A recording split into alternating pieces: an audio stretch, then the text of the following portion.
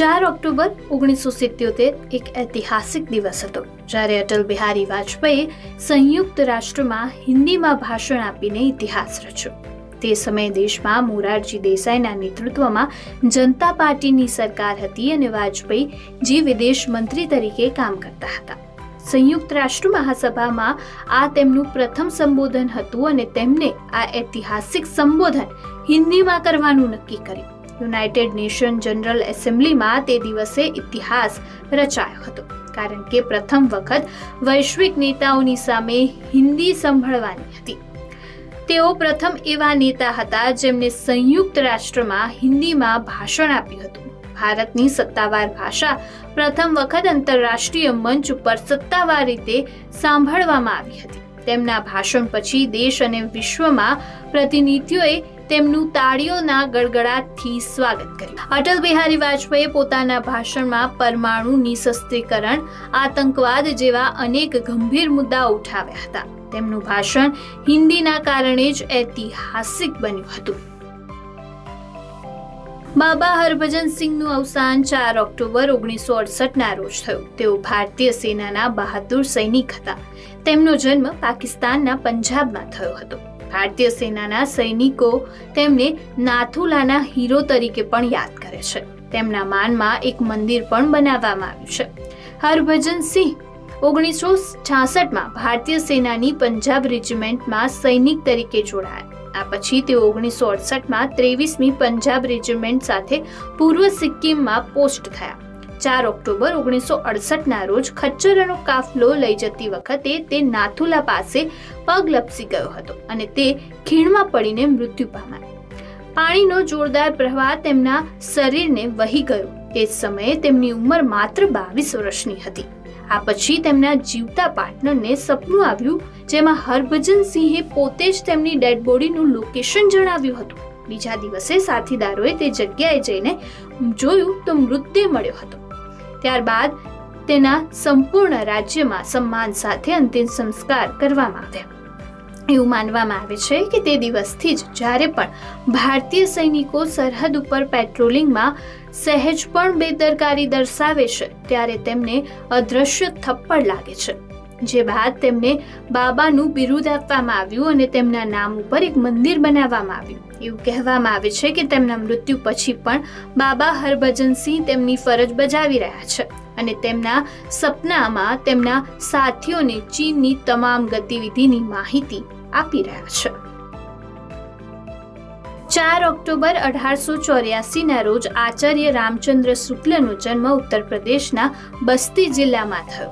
તેઓ હિન્દી સાહિત્યના મહાન વિવેચક, નિબંધકાર અને ઇતિહાસકાર હતા. તેમને હિન્દી વિવેચનના પિતા પણ કહેવામાં આવે છે. તેમને માત્ર સાહિત્ય વિવેચનના સિદ્ધાંત જ નહીં વિકસાવ્યા પરંતુ હિન્દી સાહિત્યના ઇતિહાસને પણ વ્યવસ્થિત અને વૈજ્ઞાનિક રીતે રજૂ કર્યો છે. તેમને ઇંગ્લિશ, સંસ્કૃત, હિન્દી ભાષાનો ઊંડો અભ્યાસ કર્યો હતો. શરૂઆતમાં રામચંદ્ર શુક્લાએ બંગાળી અને અંગ્રેજી સાહિત્યમાંથી પ્રેરણા લીધી હતી પરંતુ પાછળથી તેમનો ઝુકાવ હિન્દી સાહિત્ય તરફ આગળ વધ્યો. 1904માં તેઓ બનારસ હિન્દુ યુનિવર્સિટીમાં જોડાયા જ્યાં તેમણે તેમની સાહિત્ય કારકિર્દીની શરૂઆત કરી. આચાર્ય રામચંદ્ર શુક્લનું 2 ફેબ્રુઆરી 1941ના રોજ અવસાન થયું હતું. તેમને હિન્દી વિવેચનના પિતા પણ માનવામાં આવે છે અને તેમની કૃતિઓ આજે પણ સાહિત્યના વિદ્યાર્થીઓ અને વિદ્વાનો માટે માર્ગદર્શક છે. તેમનો સાહિત્યિક અભિગમ અને વિવેચનની પદ્ધતિ હજુ પણ હિન્દી સાહિત્યિક વિવેચનમાં માર્ગદર્શન તરીકે જોવામાં આવે છે. ઓક્ટોબર 4, 1984ના રોજ ઇટલી, પોર્ચુગલ અને પોલેન્ડે ગ્રેગોરિયન કેલેન્ડર અપનાવ્યું. જુલિયન કેલેન્ડરની ખામીને સુધારવા માટે 1582માં પોપ ગ્રેગોરી દ્વારા ગ્રેગોરિયન કેલેન્ડર રજૂ કરવામાં આવ્યું હતું. જુલિયન કેલેન્ડરમાં વર્ષની લંબાઈ 365.25 દિવસ હતી જ્યારે વાસ્તવિક સૌર વર્ષ લગભગ 365.2425 દિવસ લાંબુ છે. આ કારણે જુલિયન કેલેન્ડરમાં દર વર્ષે 128 વર્ષ એક દિવસની ભૂલ હતી જેને લાંબા ગાળે મોટો તફાવત કર્યો. આ સમસ્યાને ઉકેલવા માટે ગ્રેગોરિયન કેલેન્ડર 10 દિવસની તારીખો છોડી દીધી હતી. આ સાથે જ દર 4 વર્ષે લીપ વર્ષની એક વધારાની તારીખ ઉમેરવાનો નિયમ લાગુ કરવામાં આવ્યો. પરંતુ લીપ વર્ષની ગણતરીમાં કેટલાક ફેરફારો કરવામાં આવ્યા હતા. આ કેલેન્ડરે દરેક સદીના વર્ષને લીપ વર્ષ તરીકે ગણવાનો નિયમ નાબૂદ કર્યો, જો તે વર્ષ 400 વડે વિભાજ્ય ન હોય. ગ્રેગોરિયન કેલેન્ડર અપનાવવાથી આ દેશોને આંતરરાષ્ટ્રીય ધોરણે સાથે સુસંગતતા થયા. વૈશ્વિક સંચાર અને વેપારની સુવિધા. આ દેશોમાં કેલેન્ડરના ફેરફારને કારણે આ દેશમાં સાંસ્કૃતિક અને ધાર્મિક તહેવારોની તારીખોમાં પણ અસર થઈ. હવે તમામ મોટા આંતરરાષ્ટ્રીય તહેવારો અને રજાઓ ગ્રેગોરિયન કેલેન્ડર મુજબ જ ઉજવવામાં આવે છે. 4 ઓક્ટોબર 1957 ના રોજ સોવિયત યુનિયન સ્પુટનિક 1 ને અવકાશમાં મૂક્યું. સોવિયત સંઘનો પહેલો કૃત્રિમ ઉપગ્રહ હતો. સ્પુટનિક 1 નો મુખ્ય હેતુ પૃથ્વીની ભ્રમણકક્ષામાં કૃત્રિમ ઉપગ્રહના વર્તણૂકનો અભ્યાસ કરવાનો અને પૃથ્વીની આસપાસ સિગ્નલ મોકલીને તેમની ક્ષમતાને ચકાસવાનો હતો. સેટેલાઇટ વિજ્ઞાન અને ટેકનોલોજીમાં નવી શોધ માટે આ એક મહત્વપૂર્ણ પગલું હતું. સ્પુટનિક 1 નું વજન આશરે 83.6 કિલોગ્રામ હતું અને તેનો વ્યાસ 58 સેન્ટીમીટરનો હતો. તેમાં 4 લાંબા એન્ટેના હતા, જેનો ઉપયોગ પૃથ્વી પર રેડિયો સિગ્નલ મોકલવા માટે થતો હતો. આ ઉપગ્રહ 96 મિનિટના અંતરે પૃથ્વીની આસપાસ ફરતો હતો. સ્પુટનિક 1 ના સફળ પ્રક્ષેપણ સમગ્ર વિશ્વને આંચકો આપ્યો હતો અને તેને સ્પુટનિક શોક તરીકે કહેવામાં આવે છે.